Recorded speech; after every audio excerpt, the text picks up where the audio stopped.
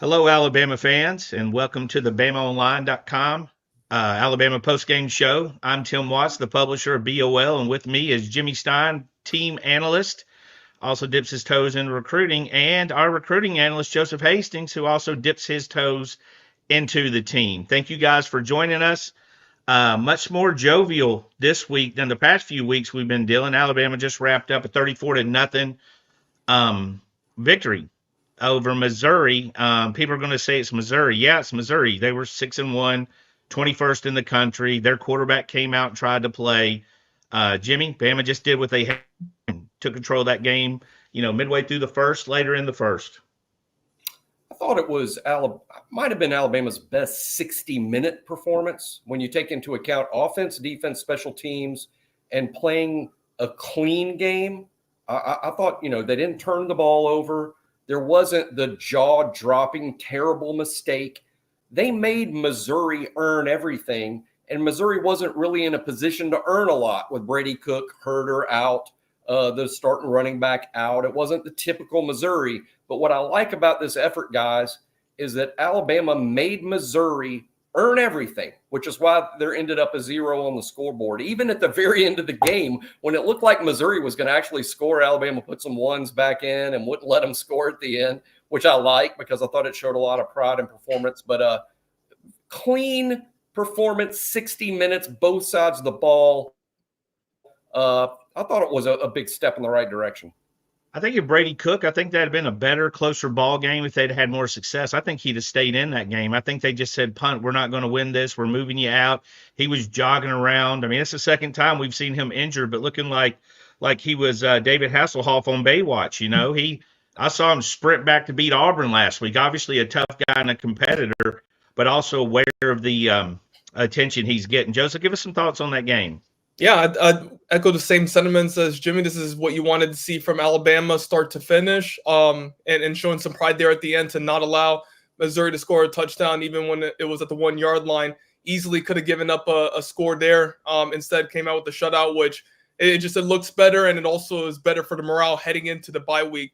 Bama needed some momentum heading into the bye week and going into that big time LSU game in a couple of weeks, and I think they got it with this win. It's funny. I wrote in my prediction beforehand.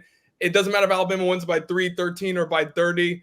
They just needed to come out with the victory. But the way they won it, how complete of a game it was, like Jimmy said, that's definitely got to boost the team's morale, heading into that bye. Yeah, I think one big fat lie that we can put to rest is that this team doesn't care. Mm-hmm. I think everybody's saying that can shut the hell up. If you saw that reaction on 4th and 1, the sideline, the emotions, and what we're talking about, the backup players, the coaches, everybody were insane. It's a 34 to nothing game. The reaction they did. So I think that's got in people's head. Nobody cares because they get the NIL. I make money at what I do. I care. I mean, you guys care. Y'all make money at what you do. So just a great game overall, Jimmy. A little bit slow with the offense early on, but certainly picked it up, found their way in that second, and that defense. Let's talk about them for a little while because they have really put together, probably 6 out of 8 quarters, they've been really good. I think the defense is kind of an odd defense. You have to take into account all of the numbers and all of the performance. But if you're looking at just different chunks or sections of every game, they're really good. They've just had a difficult time stringing it together for 60 minutes. Too many mistakes, too many busts. But when they can put it all together, I think these pieces have been here all along. There's some individuals I think have been playing really well all year, LT Overton, but who I'm really happy for, guys, and I kind of brag on this guy all the time, but Bray Hubbard making his first start. He's in for Keon Sabb, who's been a pretty good player, but Sabb out, Bray Hubbard making his first start, makes that great interception, really a great play. Every time I see Bray Hubbard play, I post this on the board. Every time I see Bray Hubbard play, he impresses me. He impressed me again. He's just a good football player. And I was just really happy that he got that big moment because he's had to wait his turn. And we'll see how much Hubbard plays down the stretch with Sabb perhaps coming back later this season. But overall, I liked how Alabama defensively made Missouri earn everything, and there were just fewer errors. Yeah, Joseph, the one guy I was really happy for is a guy we all covered and loved in the process, Quay Russaw, dropped back in coverage. I tell you what, that wasn't as easy a catch as he made it look. He's laid his body out there, pulled it in, cradled it. Pretty excited to have that. Pretty happy to see a guy like that make that play in this type of game. Exactly. And Quay is so dynamic, rushing the passer can, super versatile with how you can utilize him. And, you saw it on that play there.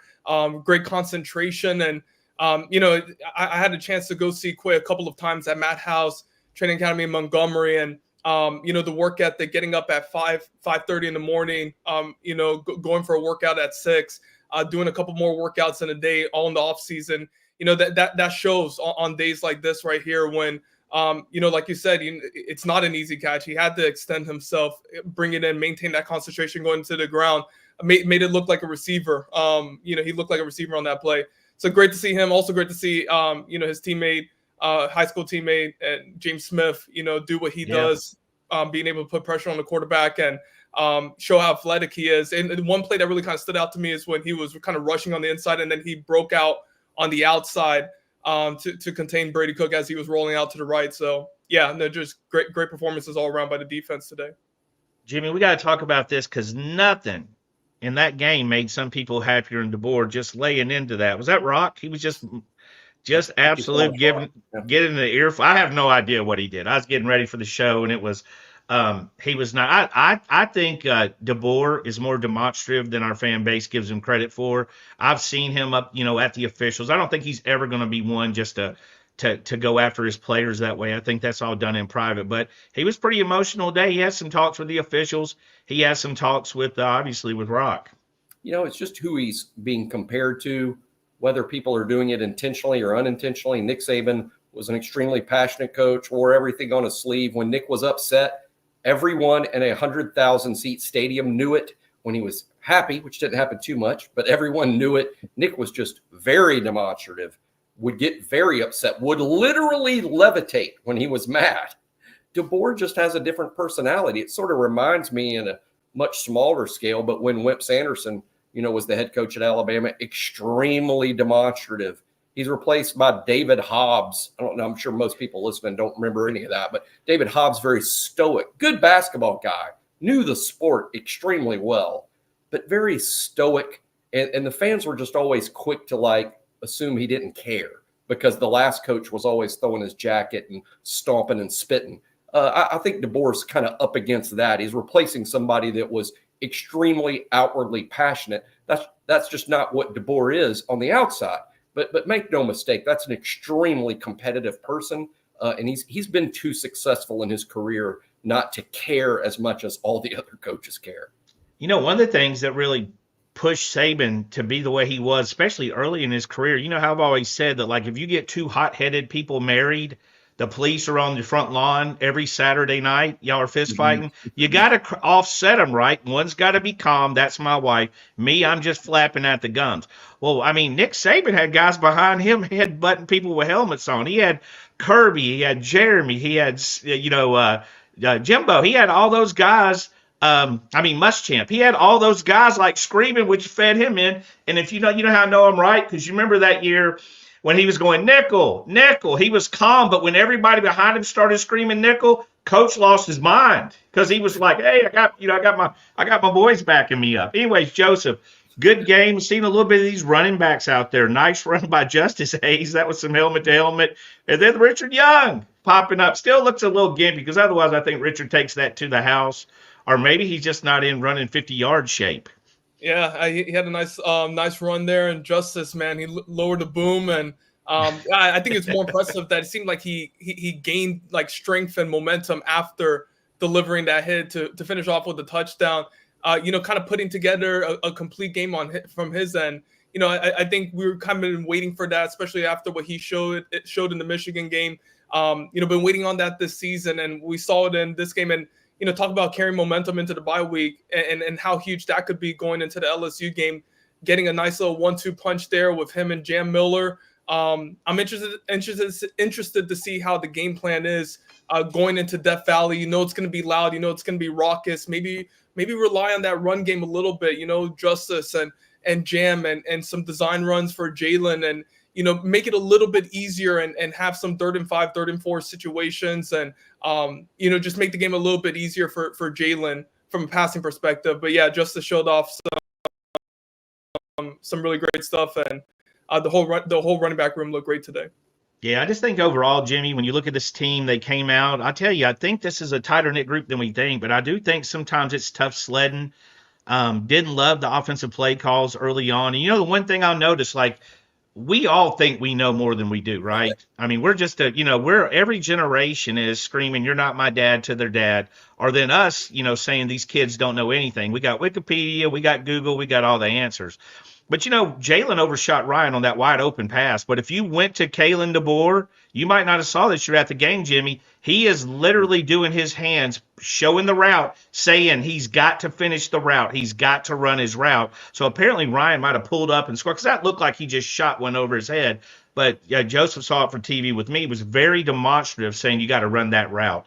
Good to see Jeremy, Jimmy. I think Jeremy is that safety blanket, right?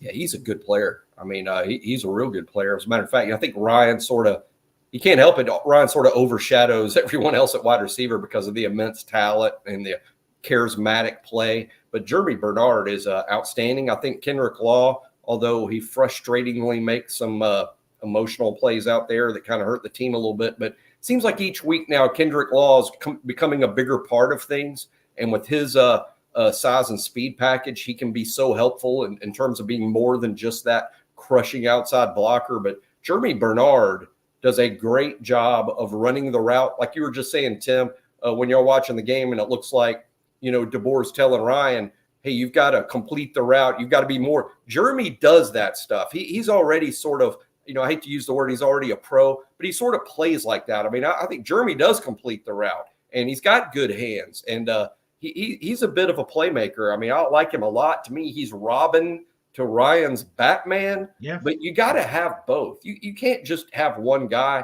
And again, Kendrick Law coming around. E-Man made a play today. A little disappointing, Kobe Prentice. I know he's been out for a while. He's been hurt. I need to rewatch that, which I will do, of course, Sunday and Monday on the board. But I need to rewatch to see if Kobe was dropping balls. I know they weren't perfectly thrown, but it seemed like Kobe had a couple of opportunities today that he didn't make the play. Yeah.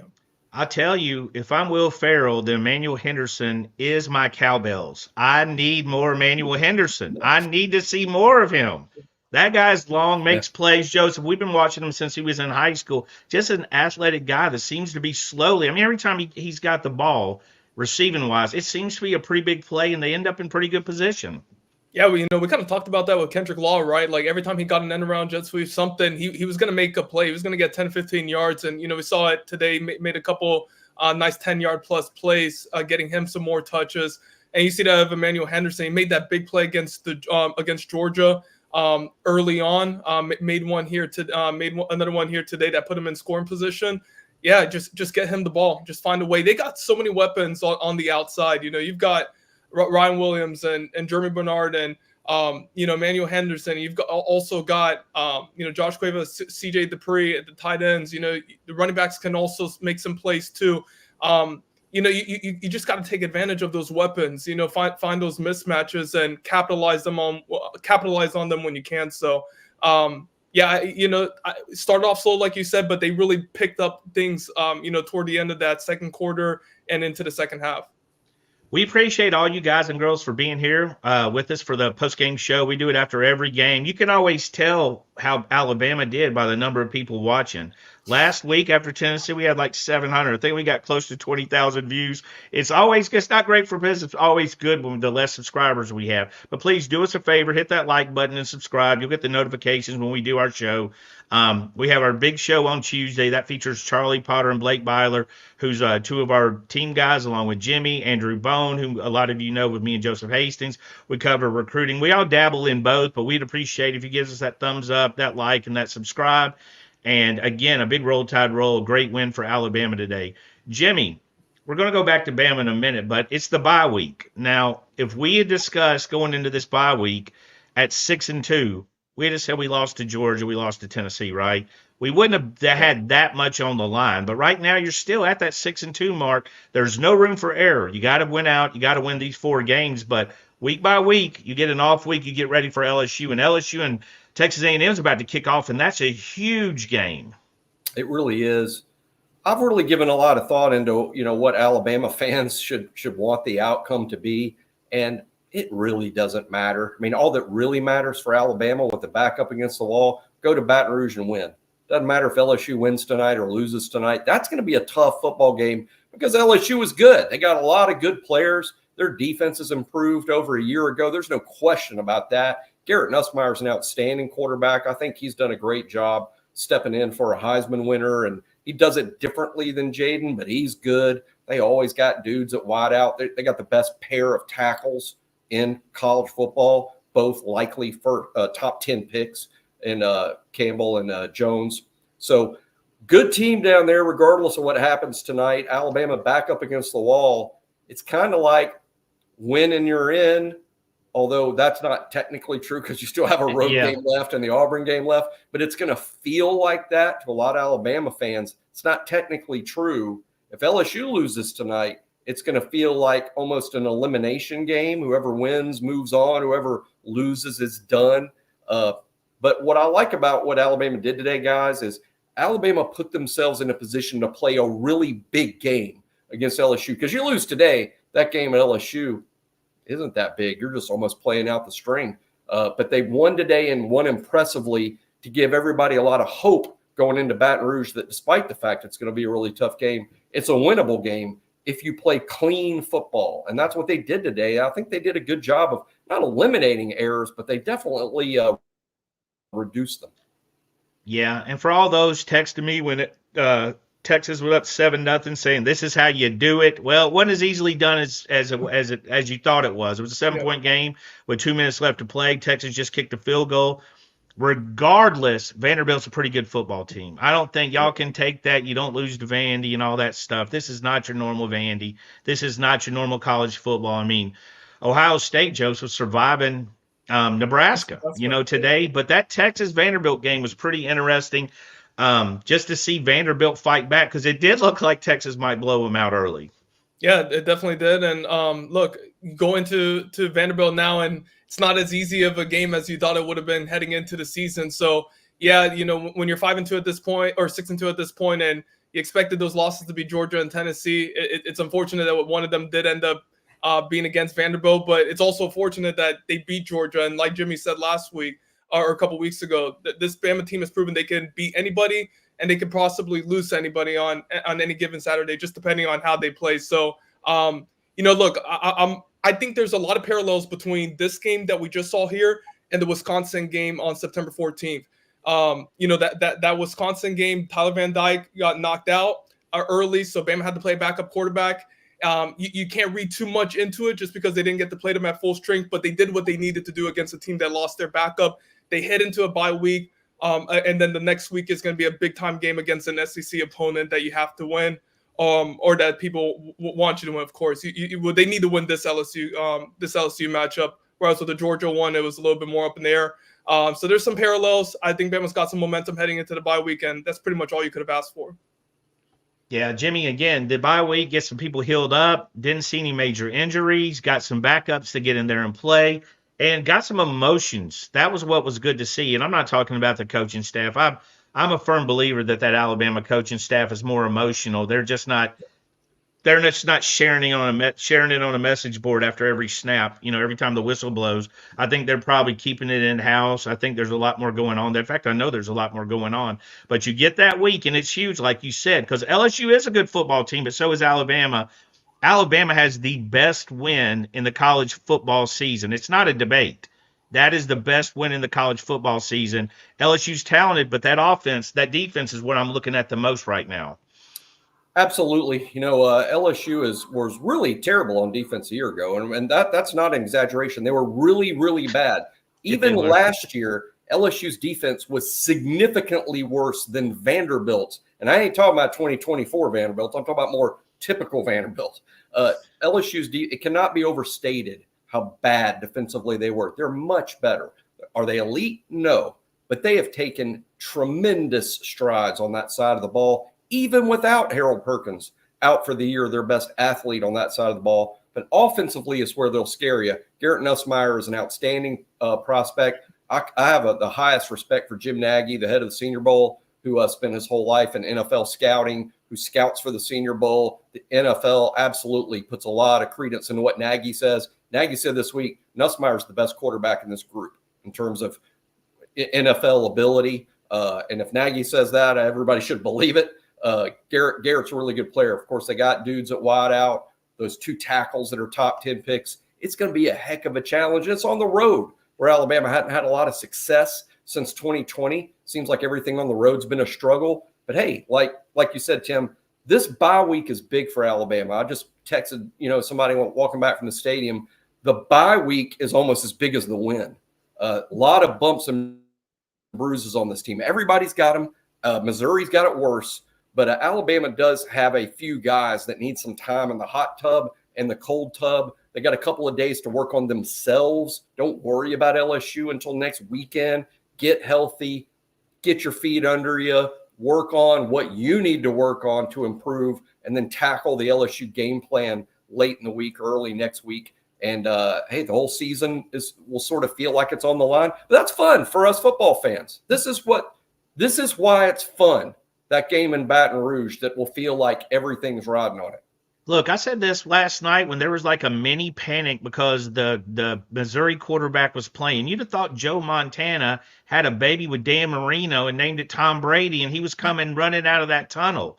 I mean, seriously, there's different levels of good and great. He's a solid quarterback in the SEC. He was not coming out there like Deshaun Watson or somebody, Michael Vick, totally changing the game that you have to face at. I'll tell you, Joseph, we need to give credit because I've been a little bit hard. I'm not hard.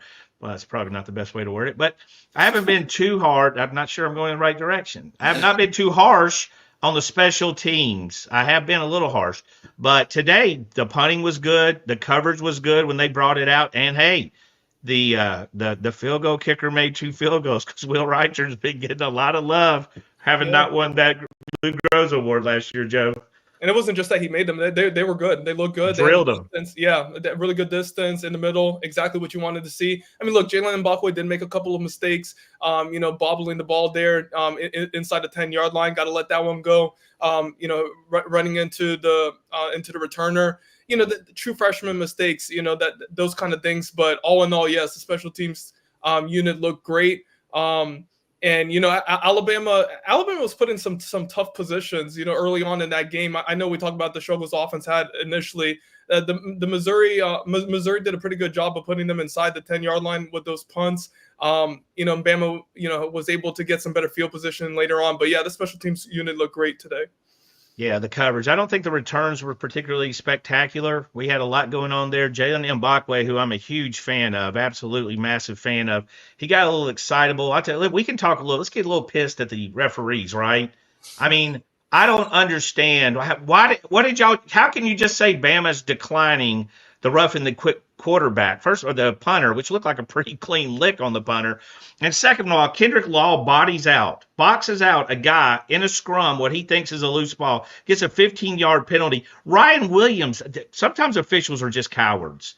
Ryan Williams was hit, rolled over, got up, in his face, bumped him, taunting him on the Missouri sideline. Even the coaches picked it up and were pick Ryan up, telling his teammates shut up, and they called nothing, staring right at it. Even late in the game, they were holding 21 for Alabama. It was literally a felony. I know the officials are bad on both ends, but today, again, I just thought some ticky-tack. Law was, again, to me, just ticky-tack. There has yet to be a game Alabama has played, and by the way, I watch a lot of the SEC games, so I'm not saying it's happening in the Alabama games. It's across the league.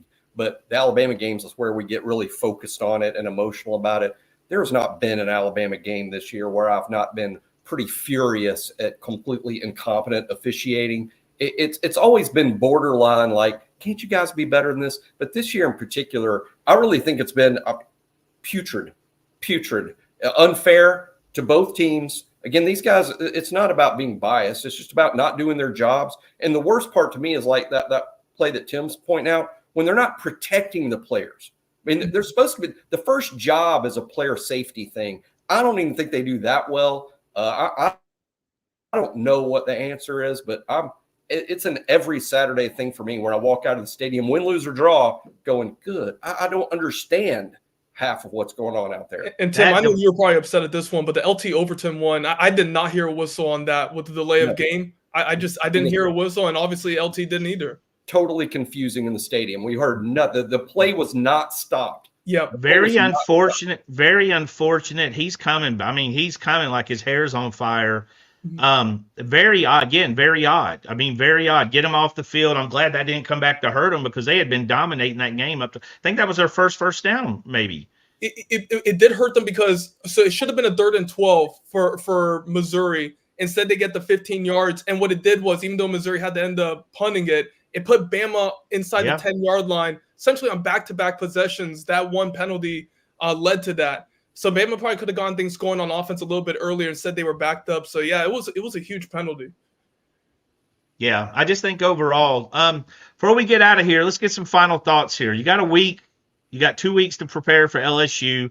You get to relax. Again, this has got to be a good weekend for everybody involved. It's not a lot of nail biters. I mean, Wisconsin was a fun game that was on the road. Georgia, there's been a lot of nail biters, anxiety finishing these games out. But today started it the right way, especially defensively. Where we're probably worried the most. I mean, I'm telling you, I had people. Luther Burden. He had 2 catches, right? Yeah, I think he had two and maybe one rush. The way they described him, I'm telling you, the Biletnikoff award was about to be named the Burden Award. The people trying to fear me into this, who is a great player, is going to be a good pro, but my goodness, the Missouri offense, I can tell, you can always tell when people haven't watched Missouri. A lot haven't watched Missouri. But Jimmy came in, did what they had to do defensively. Malachi, we got to mention him, kind of flipped the whole game over, right, with that interception, and then we took off. Yeah, Malachi's really been a difference maker, not just today, but lately. I think there was probably about 3 or 4 games ago, he was in a bit of a slump, I guess you would say, or maybe not making the best decisions out there. But Malachi's been a real difference maker. And now it's just coming down to this, guys. The goal is to get to the college football playoff. It will feel like a playoff game in Baton Rouge where it's sort of a win or don't make it. You're playing against another team that's playoff worthy. It's going to be fun, and this is why we're college football fans. I think Alabama's put themselves in a position, guys, to where I don't think you have to play your best game of the year to win, but what you do have to play is clean and good. And I do think that Alabama's put themselves in a position where they should feel confident that they're capable of a clean game and a good game. And if you get out of Baton Rouge with a win, this entire season looks completely different. I mean, it is true. I know Jimmy and I have discussed it. I've discussed it with everybody on the BOL staff. There's a certain amnesia that goes with the end of the season where you forget last year. But last year was nerve-wracking as hell. Remember, South Carolina, Arkansas dominated Alabama in the second half at home. Absolutely dominated them. Auburn, there's people saying, I don't remember Alabama not being prepared. Like, Alabama had to complete a 4th and 31 to get to play Georgia, who was a team riding a 29-game winning streak, and everybody now had a lot of confidence going into that game. So we rewrite history because emotionally we're there every game, right? We're there every game and every play as fans. Yeah, absolutely. And, talk about, the perception of Kalen DeMoore and, what he wears each Saturday, and the way he goes about things, and how that may have led to the penalties we're seeing. I mean, the penalties have been a problem, for the past few years. That has been an ongoing issue. Some of those same things that we had been seeing from the Nick Saban era, the end of the Nick Saban era to now, they have continued.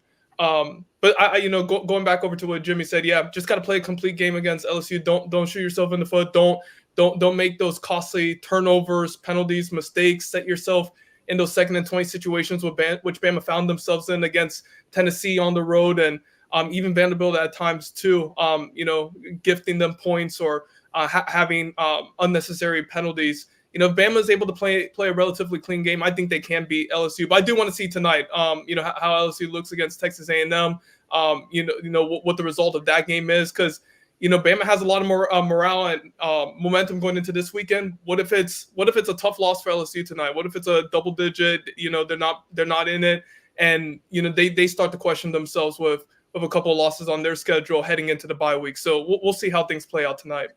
And I go with Jimmy. I mean, I love this. I love this. If you're a fan of an SEC school and you're trying to dodge the Missouri, I saw people worried about Oklahoma's quarterback today because he had a decent first half. They got shut out in the second half. That's why we play the whole 60 minutes, by the way. We don't just call it at halftime and go, good game, you win. But, I mean, if you're trying to dodge talent in rough games, you're in the wrong. You just got to pick your favorite team in the ACC. Whoever's the best team that year and roll with it. This year you probably want to be on Miami, maybe Clemson. You know what I mean? You just got to pick it. But go ahead, Joe. No, I was just saying Pittsburgh too in the ACC. They watch out for them.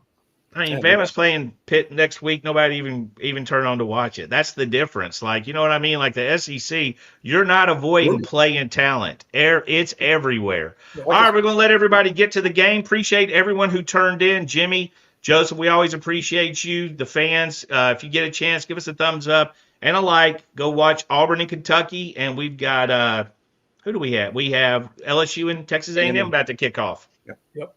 All right, everyone have a good one. Have a good rest of your weekend and enjoy your bye week. We'll see you on BamaOnline.com.